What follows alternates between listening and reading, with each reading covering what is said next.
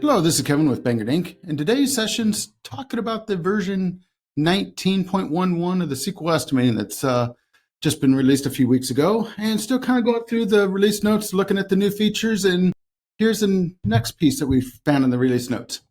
As I'm looking through the spreadsheet, you can now highlight a column and sort columns.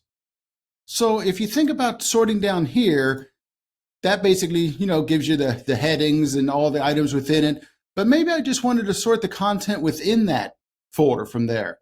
So instead of trying to set up, other ones that are going to make extra headings, you can actually right-hand click on a column and actually tell it to sort ascending. So there, all those items are alphabetically, or descending and so forth. I could clear the sort. Maybe I want to do it by more than one column for some reason. So you could go through there and highlight multiple columns. And in this case, it really wouldn't make too much sense because it would sort primarily by the description. But if I right click and say sort selected, it would go ahead and say first sort by this and then second by this. So you could kind of come up with other ways of sorting so that way you don't have to necessarily have the headings in your spreadsheet. So I was looking at that, trying to figure out, what practicality would that have and so forth. So one of the things that I found that I thought was kind of interesting was, if I sort my estimate by takeoff order, what if I could go and actually take a look at, what if I sorted all my dollar amounts by total ascending or descending? So in my case here, that's the highest dollar item in this estimate for some reason, my supervision. So maybe that would instantly tell me that that's kind of a bust, that, maybe I would expect my mechanical or electrical or masonry or things like that to be some of the top dollars, where just kind of gives me a different way of actually looking at data. If I want to sort things by what's all our labor forces and particular crews or something like that for some reason. So there again, I could tell it to sort, and then maybe all my different, let's go descending so they're all at the top there. So maybe all my crews are by each other for different types of work and things of that nature. So it's pretty neat way of going through there and just being able to sort by something.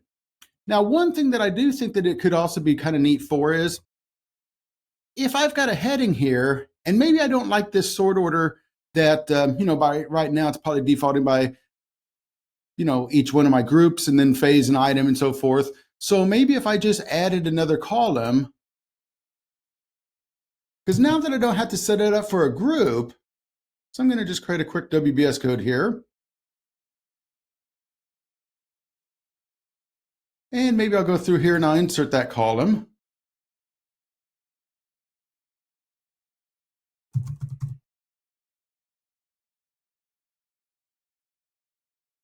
So now theoretically, let's say for some reason I wanted this first. Maybe I wanted form footings second. Maybe I want third, and I don't know, let's just say fourth, fifth, sixth, seventh. So maybe if I had to go ahead and sort by that, then it would go ahead and say, we're going to dig it, we're going to form it, we're going to crumb it out and so forth as we're forming it, set a keyway. Maybe I could set some other chronological order of how things show up. So I'm not having extra headings for all this extra sort to get that sort, but it's a way I could basically put that in some sort of a chronological order or some other, meaningful order. So this looked real powerful. So the only thing that I'm not sure about with this is, when I start looking at reports, it doesn't seem like I can print by this ascending yet, or this sort yet, and so forth. So take a look at it, see what you think. Can you find where you could print by this? Would that be handy? If you think so, leave me a comment.